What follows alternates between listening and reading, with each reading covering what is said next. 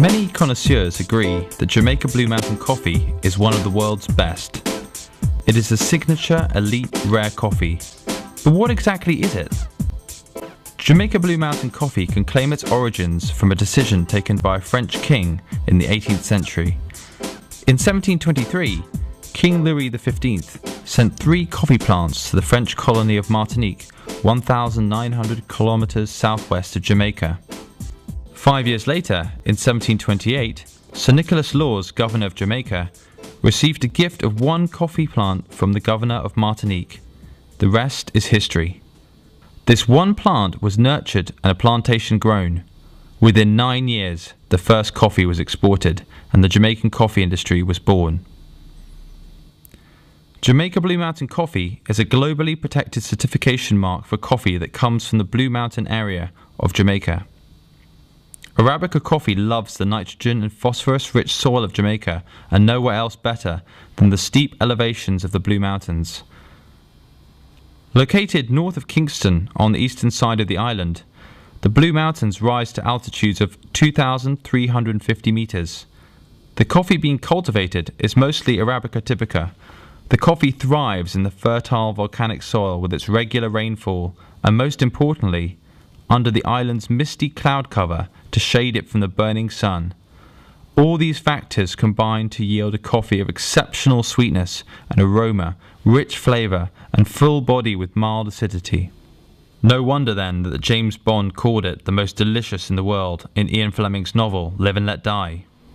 The result is what many regard as the best coffee in the world and the champagne of coffees. The area where Jamaica Blue Mountain coffee plants are cultivated is strictly controlled, with exportable annual production at between 1,000 and 1,350 metric tons, tiny by world standards and equivalent to just 0.1% of Colombian production, or, put another way, equivalent to 3 hours of Colombian coffee production. Indeed, to be called Jamaica Blue Mountain coffee, it must be grown at altitudes of up to 1,800 meters in the parishes of Portland, St. Andrew, St. Mary and St. Thomas. Comprising an area of some 6,000 hectares, coffee farming in the Blue Mountains is characterized by mostly small holdings of up to 4 hectares, but there are larger estates of up to 70 hectares in size. There are around 25,000 smallholders and estates in total. Highlighting its scarcity and exclusivity is the fact that Jamaica Blue Mountain is the only coffee in the world to be packed in iconic wooden barrels instead of Hessian sacks.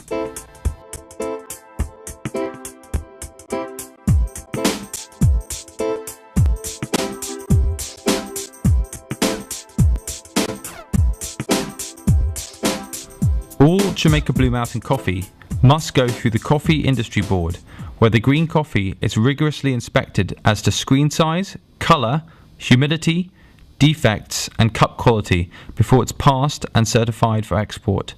This can take time and cause delays, but quality is paramount and strictly controlled, ensuring that all export-grade Jamaica Blue Mountain coffee is of the highest quality. So what's your name? It's Debbie. Debbie. And so how do you sort the beans? Well, actually you just dry it down and you take out all of the colored one, the rotten teeth one and any one that has borer in it. So, for example, which one would that be? This one would be a black one. This one would be a rotten teeth one. So you have to take out those from it, from the good one.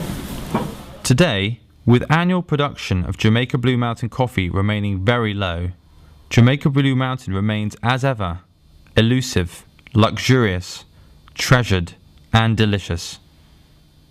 Jamaica Blue Mountain coffee is imported into Europe from the main processor producers, namely Clydesdale, Mavis Bank, Wallingford Coffee Company and Gold Cup, as well as the 2 principal estates with export licenses, Clifton Mount Estate and RSW Estates. Mavis Bank is an old and revered name in Jamaican coffee.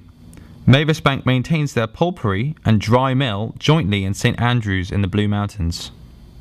The Wallingford Coffee Company is also a long-established player. Wallingford have their pulperies in the Blue Mountains and their dry mill close to Kingston, which is the largest facility of its kind in Jamaica. Clydesdale is a more recently established producer which has swiftly, together with Mavis Bank, become the largest exporters of Jamaica Blue Mountain. Pulping takes place in the mountains at their Clifton Mount facility. The processing is undertaken at the Blue Mountain Coffee Processors facility in Kingston. Gold Cup is the brand name for the coffees from Mount Lebanon Estate and Abbey Green Estate owned by Dr. Charles Lynn. The farms are located in the region of St. Thomas Parish. Founded in the mid-18th century, Clifton Mount Estate is situated in St. Andrew in the most spectacularly beautiful location in the Blue Mountains on the eastern slope of St. Catherine's Peak. RSW estates actually comprise 3 estates. Resource Estate is located at an altitude of 1,200 metres above the Yalas River. Sherwood Forest Estate, with an area of over 400 hectares, is one of the largest intact original Blue Mountain coffee plantations. Whitfield Hall Estate is in the heart of the Blue Mountains, just below the Blue Mountain Peak, the highest mountain in the Blue Mountains. The processors operate a pricing regime combined with a pre-funding and balancing payment mechanism which categorically favours the smallholder farmer. The Coffee Industry Board also operates an insurance scheme to assist farmers in time of hurricanes and other catastrophes. Extension and technical services are also offered to the farmers both by the Coffee Industry Board and by the processor exporters. In the case of the larger farms, which sell to the processors, the workers are paid and employed under conditions regulated by strict Jamaican labour legislation. In this regard, wage and benefit levels are significantly higher compared with South American coffee industry norms. The workers come from neighbouring communities, and in most cases, accommodation, education and medical facilities are nearby and have reasonable and accessible infrastructure. In environmental terms, the coffee is grown under naturally shaded and fauna-friendly conditions. As the coffee is wet processed, all the wastewater resulting from the coffee processing is fully treated and purified before being released into the environment. Composting and waste mucilage recycling are also becoming the norm.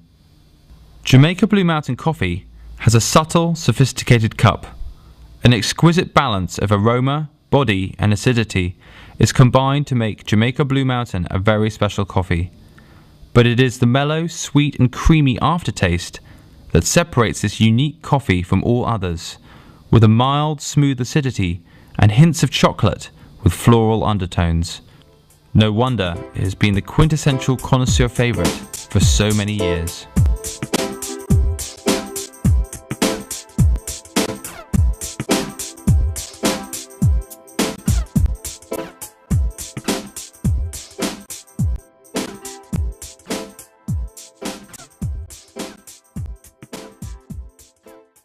Actually, you just dry it down and you take out all of the colored one, the rotten teeth one, and any one that has borer in it. So, for example, which one would that be? This one would be a black one.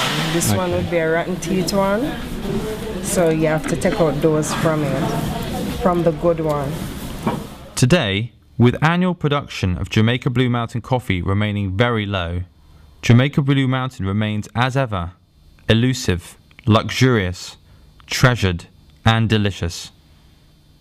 Jamaica Blue Mountain coffee is imported into Europe from the main processor producers, namely Clydesdale, Mavis Bank, Wallingford Coffee Company and Gold Cup, as well as the 2 principal estates with export licenses, Clifton Mount Estate and RSW Estates. Mavis Bank is an old and revered name in Jamaican coffee.